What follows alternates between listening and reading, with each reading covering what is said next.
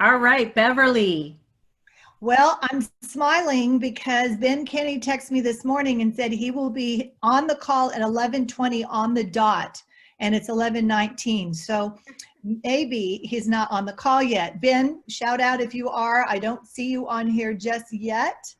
I just Uh, You can on call that. me anything but late. Say what? Ben, Call I me need anything but you. late. Like 1 minute early. I'm very timely. You're so awesome.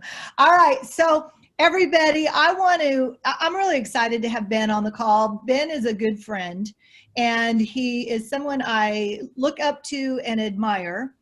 And he has achieved so much. I started making a list of things and I'm going to miss them. I'll miss some of the stuff, Ben, but as far as I know, and correct me if I'm wrong, you have 25 expansion areas across the country. You are the OP of several market centers, and you're going to have to tell us how many. You're a software tech guru, and you've got all these tech platforms that you run and businesses that you run. You are a fellow KW Cares board of director with me, where I got to know you better. You run something called Win, Make, Give. You've been a mega agent, still are a mega agent, and I just found out you're the author of something. So I don't know about that. I think I need to read your book. So Ben, I wouldn't tell do it. us what I missed. You know, my friend, I hate introductions. I'm a real estate agent. I've been a real estate agent for 17 years. I've only ever worked at Keller Williams.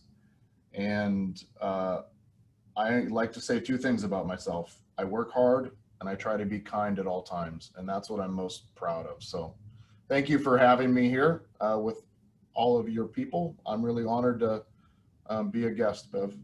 Well, we're honored to have you. So I kind of gave everybody that list. And the first question that I want to ask you is what drives you? This is a lot. You've created a lot. What drives you, Ben? What makes you do this? Yeah, I think that's a really powerful question because I've always been confused by the Keller Williams thing of like, what's your big why? I'm like, I don't have a why. Like, what's wrong with me? Like, maybe I'm missing the Y chromosome or whatever, but I don't like, there's something wrong. I kind of have the same challenge sometimes, Ben. I started, some of you, I guess, who know who I am, you guys know that I was raised in poverty and food bank and heroin overdose poverty and kind of a rough childhood. And I think in the very start of my career, Bev, I was motivated and driven by proving to everybody that I could be something. And then I think for a while there, I was motivated by making sure that you guys all knew that I did something. I was driven by everybody knowing that I was successful and feeding my ego or so on. And I call those the Ben Ugly years when I wasn't the person I really want to be. Uh, but today I'm really driven by helping people do what I've done. And hear me give you a really good example of that. If I was an individual agent, which I was, and I was working on my own, I need roughly 2 transactions a month to pay my bills still today. I don't need a ton of income. And I probably, when I got those, I would probably take my foot off the gas and I would go home and I would uh, continue to enhance my body by Haagen-Dazs and walk my dog or do something else. And because that's enough for me. But at an early stage of my career, I hired Jillian, and Jillian was my first assistant. She's still with me 14, 15 years later. And once I hired Jillian, having a small business was selfish. I realized that if I put a limit on my income, I was putting a limit on hers. And as we hired our first buyer's agent, I was putting a limit on his, and he's still with me today as well. And as the world gets bigger, I'm forced to show up to take care of our people. And COVID's a really great example of that. And I've been more productive the last 4 or 5 months than I probably have in the last 4 or 5 years because I felt needed, Bev. I felt like the ship needed a captain. I needed to show up, and every one of my businesses needed me there doing what I was supposed to be doing. And that was a really great feeling for me. I was really motivated by the feeling that I was needed and I could help people during this time of chaos. I love that, Ben. I love it. So we're going to switch to another section. You've got a lot of complexity going on, meaning lots of businesses, lots of moving parts. A lot of our agents on the call have the same thing that they're trying to manage, and maybe it's not as many arms of complexity as you have. And so what I'm thinking is maybe your discussion about how you manage complexity would help our agents who are, have their own worlds that they're trying to figure out. Talk to us about that a little bit. Sure. There's a saying that I say to my team pretty often. I don't know if I made it up or if I stole it from somebody, so I'm not taking credit, but it's people tend to complicate things to justify their inaction. As soon as I get this done, then I'm going to start doing that. Like Say that one more time, Ben. Say it really one more time. That's powerful. People tend to complicate things to justify their inaction. And if that is a true statement, if you really believe that phrase, then what you'll realize is the inverse of that is, in order to create action, you have to simplify things. And I simplify everything, Bev. My lead gen model is on a single piece of paper. I can do my listing presentation on a single piece of paper. I put everything and I put a name to it, I put it in a list, or I can draw it on a single piece of paper. That allows me to take action. And still today, my number one tool in business, I'll show you examples, is I have blank pieces of paper and a Sharpie. And I use that for coaching. I use that when designing software or solutions or leadership or trying to figure out our finances. I just take the time to try to figure out on a single piece of paper because that allows me to take action. For an agent on the call here, one thing that you'll hear them say is, as soon as I get my listing presentation figured out, I'm going to go start taking listings. And I always thought in the beginning, who needs a listing presentation if I don't have a listing appointment? Right. My first thing is to go get a listing appointment, then I'll go figure out the presentation. Well, as soon as I learn I saw you guys are doing contracts. As soon as I learn the contracts, I'm going to go start working with people. Trust me, you don't need contracts unless you have somebody that wants to write an offer. So I always try to dumb it down to what's the very first thing that I could do? What do I need today? What's the most important thing? When I started my career, Bev, it was one appointment a day. Very simple. What would it look like if I had one appointment a day, 5 days a week, that was somebody that was at least curious about buying, selling, or investing in real estate? And that's what I based my world on. Well, after a year of doing that, I had a whole bunch of people call me from the year prior, and I started getting 2 appointments a day. So I raised my standard to saying every day, for me to be successful in my career, I have to have 2 appointments a day. I figured out early on that the secret to that was dialing 52 people. Because if I dialed 52 people on average, I would get 1 appointment every single day. And then I would have follow-up calls or follow-up people calling me back and that kind of thing. And I would end up on average with my 2 appointments a day.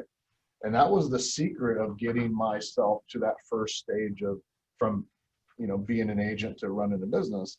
Well, once you get to the point where you have more business than you can handle, you do the same thing. It's just one of those appointments, you're now meeting with somebody that wants to work on your team, somebody to be an admin or be a buyer's agent. I'm still doing 2 appointments. I just switched who I was talking to. And even today, I still try to make sure that I have 2 appointments every day. Now, that could be a business opportunity, and it could be a recruit, it could be a candidate for one of our brokerages, or it could be a investor or a builder. I'm always trying to meet with 2 people, because if I meet with 2 people every day, 5 days a week, 52 weeks, or minus hunting season, I end up with a lot of opportunity in my world, and that feeds our people and takes care of our people. Yeah. So you have a lot of people. How many people would you say in all of your organizations? I know it may be a guest, or you may know exactly. How many people do you oversee right now through your other people? I have about 150 W-2 employees and about 2,000 1099 contractors, if you include Yes. our and that kind of stuff. So it's a relatively big world. My payroll is pretty expensive every 2 weeks. When COVID came, that was very scary. That was an eye-opening experience. But luckily, Gary had always taught us that you can have confidence when you have 2 things: when you have cash reserves and you have good people. And my people rallied around taking action and getting ahead of this crisis. And my CFO came in the other day and he said, Ben, I don't know what you did, but you seem to have made Corona lemonade because we're doing really, really good right now. And I feel a little guilty about that because I know a lot of people are struggling and hurting, and I feel bad. But our companies are doing good because we took action early. I remember you and I were texting about some stuff a project we were working on, and we were going to have a call, and it was right in the beginning of COVID in March. And I think COVID was really hitting some centers in your area. And so I think the change happened for you quickly. And most of us don't embrace change. Lots of people don't embrace change. Lots of people put their head, kind of under the sand a little bit when change is required. And tell us, what is the process you go through when something like this hits, whether it's COVID or some major market shift, or what is the process? Because you have a lot of people to lead. And how do you manage that? How do you pivot like that? Yeah, I think I probably have a 3-step mindset on it. First is triage. Just like in a medical emergency, you're going to go in there and stop the bleeding. Whatever has the biggest harm of hurting you. And I know that I use an analogy, which is not a great analogy for you guys right now, because I know what Northern California is going through at the moment. But I said, if my house was on fire, would I focus on the 37 fires, or would I focus on the one fire that has the biggest chance of burning the house down? And I think triage is where you wake up and you say, what is the biggest risk to my family, my life, my health, my finances, my business, my people? And you go and you deal with that. That might be expense management or revenue or getting out of liabilities. You go do that. Well, once you're done with triage and you feel like you're somewhat stable, which for me took me until about mid-April, and I felt pretty good at that. Then it's maintaining what you're doing and trying to get some growth. And the last stage is reinventing ourselves. What are we going to learn from what we just went through? That could be rebuilding what we've done, or completely changing our business model, or changing what we focus on. What can I learn from the things that I did to myself that got me into the trouble that I was in? And I say, and I talk about wealth a lot now because it's a subject I'm passionate about and something that most people don't talk about. There's 2 types of financial problems. One, there's being broke, and 2, there's being poor. Now, being poor is something you're born into. That would be in Central Africa. Those people are born poor. Many of you might have been born into poverty or been in a situation as a kid you couldn't help it. Broke is when you do it to yourself. And I've done it to myself a couple of times in my career. That's when I got too aggressive. I borrowed too much money. I bought the wrong type of properties. I invested in the wrong things, or whatever. What can you learn from that experience? Because I'm okay being poor if the world gets really bad. I'm not okay being broke, because that's something that I caused myself, and I'm trying to avoid that. Yeah. Talk to us about, you mentioned 2 hires that you made that are still with you. Your assistant, I think you said Jolene, and you're also your buyer's agent. And we have people right now that are in the beginning stages of building a team. We have people right now who are in the middle of building a team and maybe struggling with making the right hires, or maybe haven't. What do you look for when you're trying to bring somebody on board to be on your team long-term, like the 2 you made right in the front end? I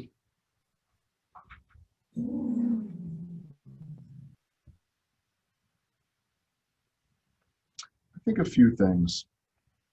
I read this book this year. I read a lot of books, but I'm a massive consumer of content. And this individual said that every great hire needs to have 3 things: intelligence, work ethic, and integrity. And he said, here's the problem. If you pick somebody that's missing one of those 3 things, you're going to have a real problem. Like, imagine you have somebody that's extremely intelligent, right? They have great integrity, but they have no work ethic.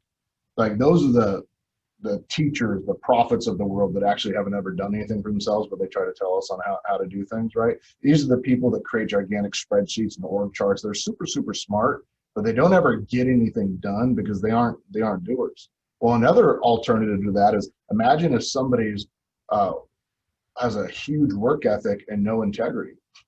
If they have a huge work ethic and no integrity, they're going to end up stealing or doing bad things or any of that. Or imagine if somebody has integrity and has a great work ethic, but they're not intelligent. They are going to struggle to make the right decision and lead your organization. I think whether it's a front desk DFI or assistant MCA or MCA or ATL or TL or buyer's agent or listing agent or assistant, every person you hire, you should look at them and say, could this person run my company someday? And if they can't, you shouldn't hire them. Remember, the person that runs one of the largest real estate businesses in America, Julie, started at $30 an hour. And now she runs a team that did 3,100 transactions last year. She started as an assistant. Most people wouldn't have think that your operations person would become your CEO, but she did. So think about every person you hire having intelligence, integrity, and a work ethic, and ask yourself the question, could you imagine this person being promoted, doing something else in your world? Otherwise, you're putting people into a cul-de-sac where they're going to be unhappy and unsuccessful, or you're going to be frustrated with them because you can't give them that next opportunity. Great stuff, Ben. So I want to move over to Win, Make, Give. You've got a little movement started, and I want you to share with them what that's about. What's Win, Make, Give, Ben? Well, one, Gary Keller challenged us to go make a mission statement and a vision statement for our company. And I put a lot of time and energy into it, and I did a lot of research, and I read a bunch of books, and I learned something about those two words. And I came up with my own kind of rule and definition. A mission statement is external. It is something that you show to your customers. It's you hang on your wall. And our mission statement is delivering the dream of home ownership everywhere. We believe in home ownership.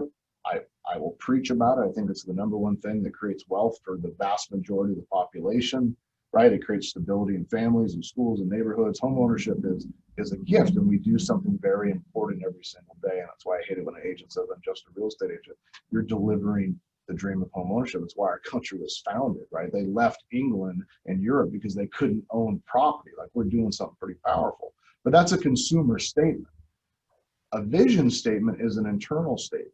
A vision statement is something that you create to retain people in your life. It's something that you create to attract people to your company. It's something that you create to work with vendors so they know who that they're working with. And I created a early vision statement that said we wanted to win. We want to be number one in whatever we're going to try to do. Number two, the people in my company, I want to make them millionaires. And number three, if we're successful in doing that, I'd like to give millions away in the communities that we operate in. And because that's why we do this.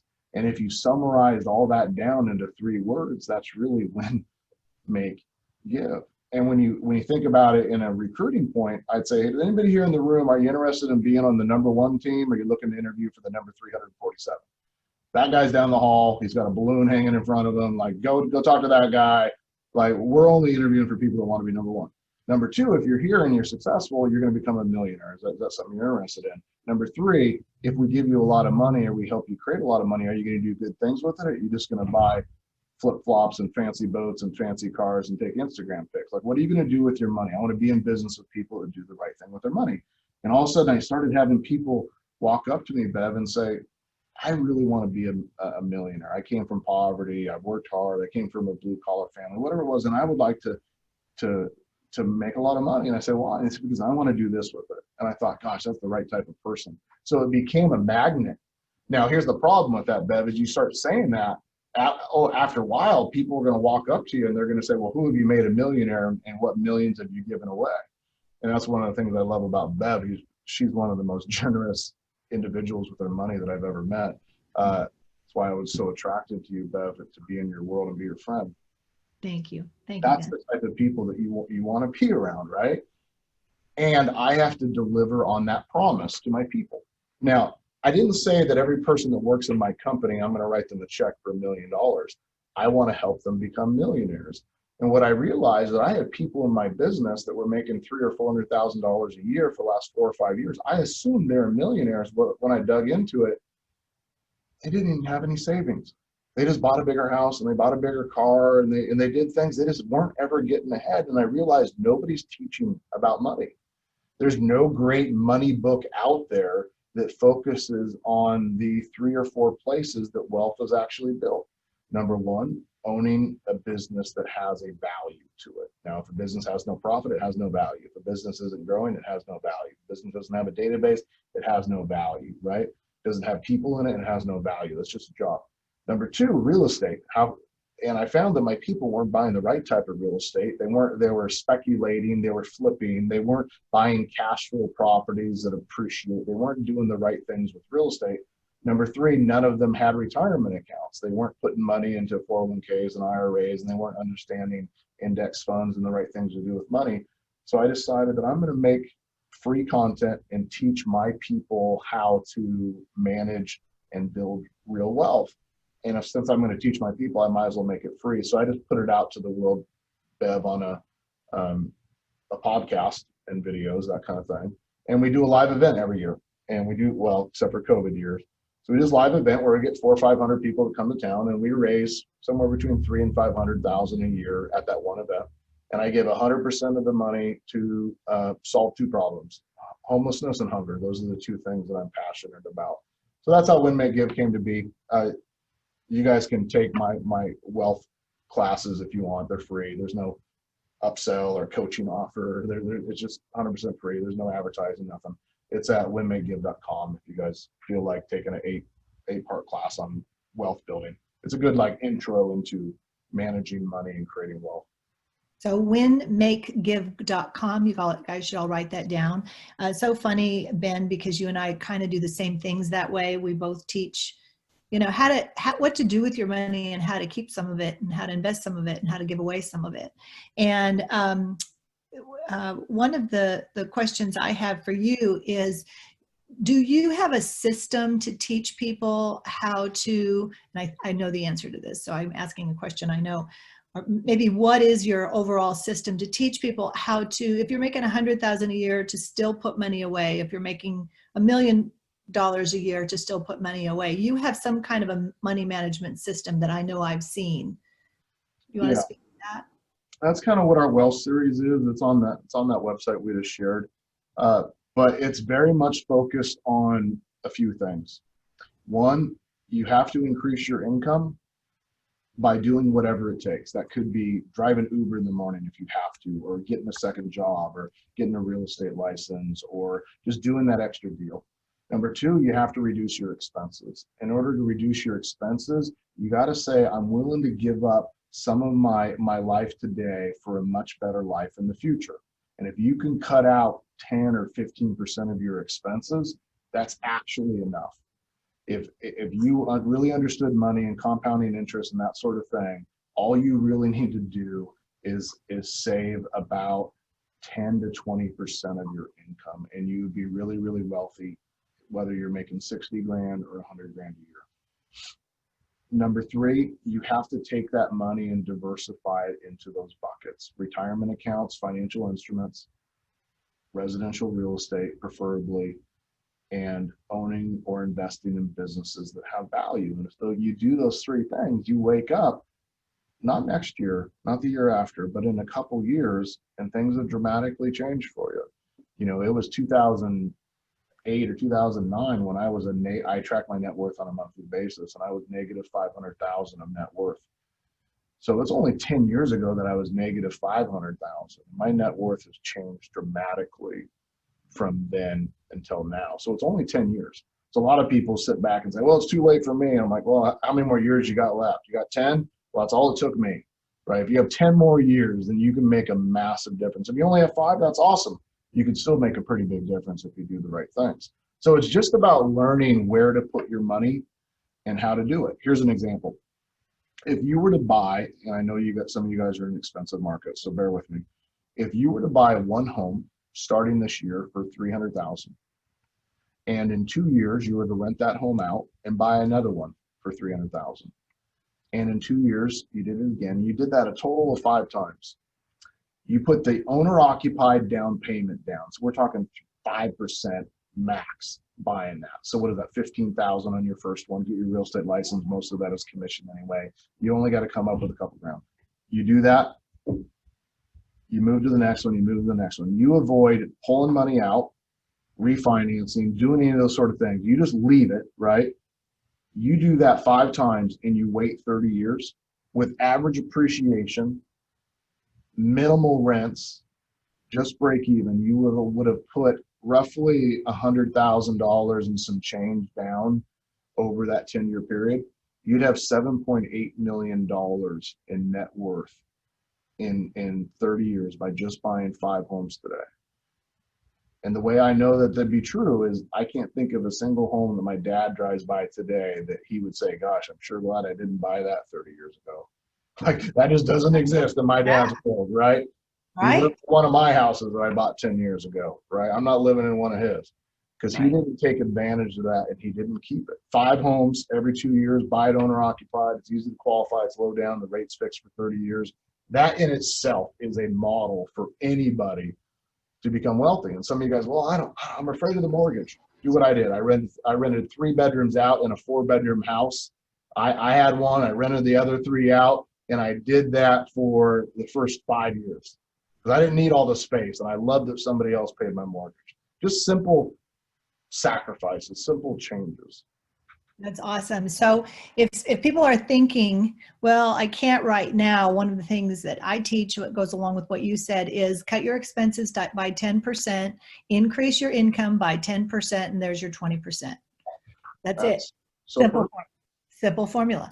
Okay, so I've got questions in the box, and one of the questions I have that I want to start off with, and then I'm going to read off some of the questions that everybody has here. If you were an agent right now, just moving straight out of the kind of industry you were in and you want to move into real estate right now, how would you start, Ben? Like, this is day one. What do you do? Yeah, you got to pick a lead gen model. So let's talk with that, and then I'll give you 2 answers to this one.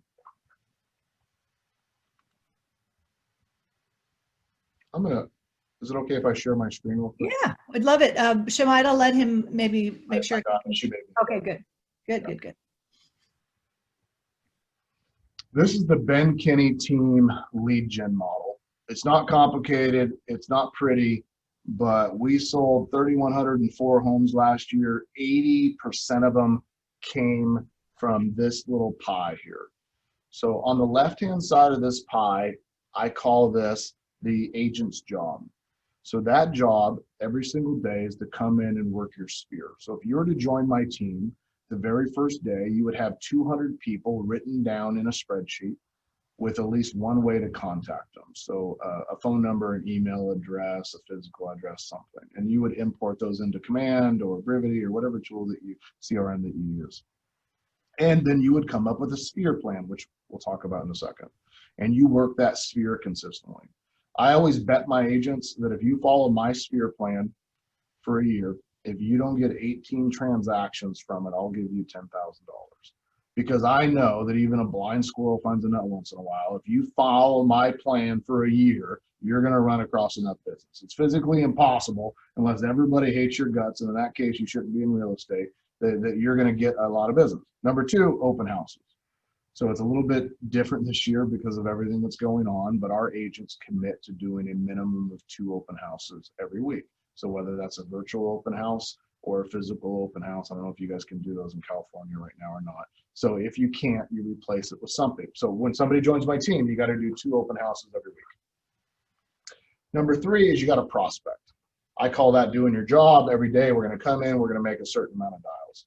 When I started, Bev, what I did is I had a roll of pennies, and I put 50 pennies in my left pocket, and every time I made a call, I took a penny out and I put it in my right pocket. I didn't have a CRM, I didn't have a dialer, I didn't have anything fancy. I had a physical phone at my desk, but I had to pick up and hit 9 first. Those of you guys have ever had a phone like that, like 9, and then you had to start dialing, right? That's what I did. And I called 50 people every day because I knew that I would get my appointment on average if I did that. So our team, everybody calls 150 every single day, 150 dials. They use a dialer, put on a headset, takes 45 minutes to an hour and a half. But every day we're letting people know what we just sold, what just came on the market, inviting them to an open house, circle prospecting, asking them if they want to know what their home is worth, just simple things. This whole piece on the left doesn't cost you anything. It's free. Any agent can do it. I guarantee you it will generate you 2+ deals every single month. On the right-hand side of the pie, I call my business. It's part of the value that I give to agents that join my team. That is, I give them internet leads, but only if they're doing the other side where they're getting pendings and listings from doing Sphere open prospecting. I give them leads from my listings, sign call. We have this little text message tool we hang on our for sale signs that we generate leads, agent referrals, my own personal Sphere, just everything else. But if you look at the 5 of them, prospecting, open, Sphere, internet, and leads from my listings, sign calls, that's 80% of my production. Everything else is in the other box. That's farming or marketing or agent referrals or anything else. 80% is in those five buckets. And that's a very simple business plan that every agent can do no matter what market you're in. You guys might swap out, because you have decent weather there, you might swap out door knocking for prospecting or door knocking for open houses, because you can do that. Maybe that's in your market, that's something you would do. It's all the same thing. You're just getting in front of enough people every single day. So the first thing I'd recommend is having a lead gen model. The next thing that I tell my agents is you got to fill your pockets. So I have denim on today. So just imagine me in my denim, and in my denim jeans, I have 2 front pockets. I have like the awkward, weird one that your pocket watch used to go in or something. Ignore that one. And then I have 2 in the back covering my buttocks. So if we were to think about filling our pockets every single day, we would fill our pockets with a couple of things. So take your left hand, put it in your left pocket. In this pocket, imagine you're reaching in there and you're going to pull out 10 properties.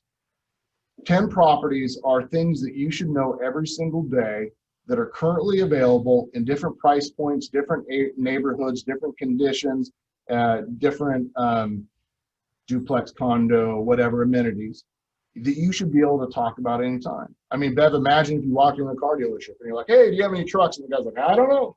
You walk into Best Buy, I need a laptop. Do you have laptops? I don't know, right? People are talking to you every single day. They expect you to know the inventory, which means you have to have specific properties to talk about at all times. So as a new agent, I would make sure that you have 10 properties you've either previewed in person or online, and you know intimately. So when you run into somebody and Jenny says, hey, I was thinking about buying a condo, and you say, you know what's interesting? I was just in a condo the other day. You should hear about it. I think it's still available. We should go take a peek at it tonight. Here's a little bit of information about it, and see if you can get that person interested. So your front left pocket, John, you're filling with 10 of the best priced properties in town. And then you're going to use little scripts like, hey, John, just out of curiosity, would you be interested in a good deal? Because if John says, if the person John is talking to says no, you aren't going to work with that person because that person's dumb. You don't work with anybody that doesn't want a good deal. That's like your intelligence test. But if they say yes, you can respond with, well, I've identified what I consider to be the 10 best priced properties in the area, and I'd love to take a few minutes to walk you through some of those options when would be a good time. Okay, left pocket, 10 of the best priced properties, your top 10 list. In your front right pocket, take your right hand, put it in your right pocket, see what's in there. You're going to pull it out. What you're going to have in here, Bev, is market stats. Now you have 2 choices, Bree. Somebody walks up to you and they say, how's the market? I heard it's not very good. You could, 1, look them straight in the eye and say, you're stupid, you're an idiot, you don't know what you're talking about. Or 2, you could respond and say, you know what's interesting? I had a couple of friends kind of mention the same thing to me. So I just did a little bit of research to reinforce what I knew to be true. And here's what I found. Because interest rates are so low and inventory is so low, properties that are going on the market now are selling for 5 to 10% over asking. So when somebody asks me, is now a good time to sell, I simply say, only if you'd like to get over asking. It's a great response. Pretty simple, right? Yes. But I could actually use market stats. Here would be another example. Bev, I looked at what was going on in the market, and because a lot of people feel like maybe real estate stopped. And there was 100 homes that came on the market last week in our whole area. 80 of them sold last week. 80 of them, right? Which means the other 20 smell horrible, right? We're extremely overpriced, right? Or we're marketed poorly. but most of them sold immediately for over asking. And you just be able to give those examples and those data, and you don't have to call them a liar. You just look at them and give them the stats. Like, that's interesting. I didn't know that. Yeah. Well, why do you think that is? Well, because rates are all-time low. Inventory is small, right? Real estate holds value when the stock market is volatile. A lot of people are taking their money from the stock market and putting in real estate because they believe it's safe. Do you think that's something that you consider doing? And you just kind of bring that up in conversation. So I've moved from my front pockets. Now I get to go back to my buttocks, and I get to give a little squeeze back there, see if I've been working out. In my back left pocket, I have information about vendors. Vendors would be, what are interest rates? What is Keller Mortgage doing right now? What are the rates? How have loan programs changed? Can escrow and title do virtual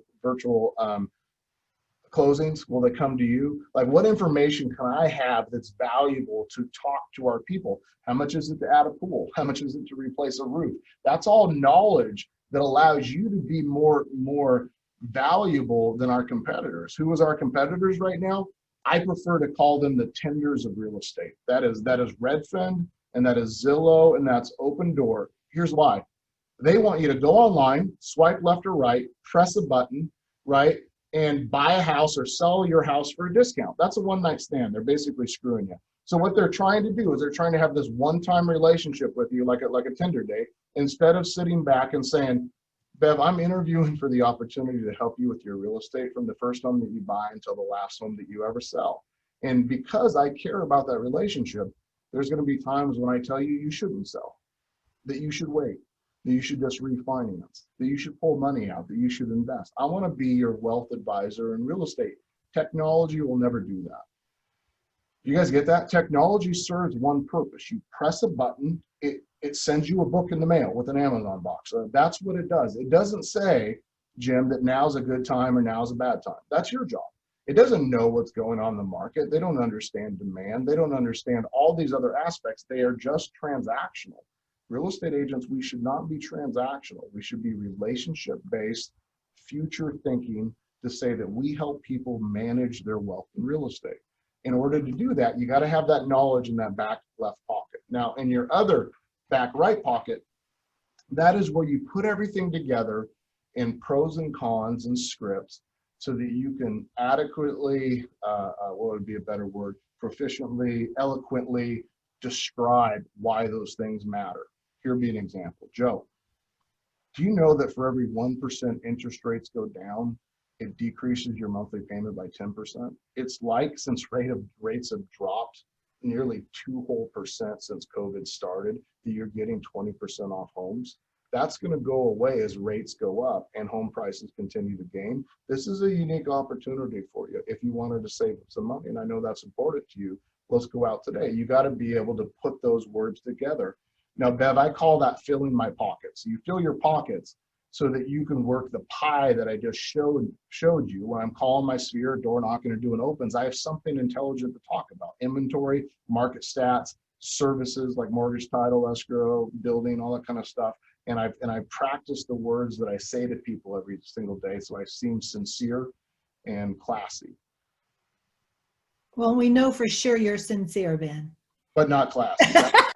That's what she's trying to say. I have a camo face mask. I love it. I love it. So, Ben, the last question, this was powerful. I hope you all were taking notes, because what he just said is worth thousands and thousands of dollars, and I'm sure he could get that if he were speaking on a stage right now. So the last question, and it was a question from one of our attendees and our agents, and I think it's on everybody's mind. The world is crazy right now. There's a lot of distractions going on all over the place from many different sources, not just the pandemic, but many others. So how do we make sure we do not get distracted on things we can't control? I think that's a great comment. One of the things I teach my people all the time is that winners focus on the things they can control. And what can we control in our life, Bev? We can control our thoughts and who's affecting our thoughts and what we think is possible. Number two, we can control how we use our time and what we use our time and who we use our time and how effective we are with our time. Number 3, we can control who we're around, who influence us, who mentors us, who's our role model, how our family or friends or employees affect us. We can control that. And lastly, we can control how we use our money. And if you focus on those 4 things, you're going to be in a better position. Lastly, I would say that what we're going through, and you guys know because we're 6 months into this, it's not a snow day. This isn't something that is going to go away in a few weeks or a few months. This is a new time, and we may be coming into a recession. And the last recession, a lot of agents did really, really good. The nice thing that I know is that recessions cause transactions to happen. And we need transactions in the real estate industry. We need more people buying and selling for the industry to do good. And I think that chaos creates transactions. People are sitting at home, watching Netflix, searching for real estate and making babies. And because of that, at some point, they're going to need a bigger house. People are sitting home with their spouse and they're thinking, gosh, I cannot handle this guy anymore, right? It's the first time they spent that much time together. They're going to need 2 houses. Like, people are losing jobs or careers, or people are saying, hey, I got to get out of California. They're going to move somewhere else. It's going to create transactions. We got to take advantage of that. It's up to us to be in front of those people with a positive message that we're here for them. That message should not be salesy. It should be empathetic. I think it's the most powerful word of 2020 is, how do you use empathy in all of your conversations? You don't need to call people and use some crappy Brian Buffini script. You need to call people and simply say, how are you doing? What can I do for you? And when they give you an answer, you have to deliver on that. You have to keep your word. I would challenge you all to have as many conversations as possible, just checking on people. And if you want to make it real estate related, play a game. And Margot, what I do is I try to get people to ask me about work or ask me about real estate without me talking about it. So I'll say things like, they're like, what are you up to? Just leaving the office. Well, 1, they know where I work, so they're going to ask me about it. Or 2, they don't know where I work, and they're going to ask me where I work, right? They say, well, how are things? Good, work's been crazy. I use all those types of words. Just met with a client, going to work, heading back to the office, grocery store, or whatever. I guarantee you, at a grocery store, anywhere I'm at, they're going to ask me what I do. And then I'll have those information in my 4 pockets for me to have that conversation. So empathy and having a lot of conversations. That is how we're going to survive this and take advantage of the opportunities that are created in chaos and be able to help as many people as possible. Totally cool. So the thing I know about you, Ben, is that you are sincere. And Slightly offensive. What'd you say? And slightly offensive. Well, yes, sincerely though. Yes, sure. Sincerely. I just want to thank you, because I think our people got so much wisdom today. You're so authentic. You're so real and honest. And that's what we all want to strive to be, because being plastic doesn't get us anywhere. We have to watch our words, watch our ways. And Ben, thank you. I know you are so busy, and I so appreciate you taking this time out to help all of our people. And I am absolutely certain every single person on this call will be better for it. I put my email and my cell phone number in there. If you guys ever need anything or have a question, feel free to call or text or email. And I'm here because of Bev. Bev asked me to do it, and your friendship's meant a lot to me. So thank you for inviting me to your group. I hope you have me back. We'll know if I did an okay job, because you guys will have you back as many times as you'll come back. And also know that I'm here to help you anyway as well. Ben, you're awesome. Thank you so much, you guys. Thank you. Be sure to have a thank you note, because this was powerful. It was amazing. The vitamin B shot we needed. Yeah. Anytime. All right. Well, let me know how I can help you too, Ben. Anytime. Thanks, Ben. See you guys. Have a great night.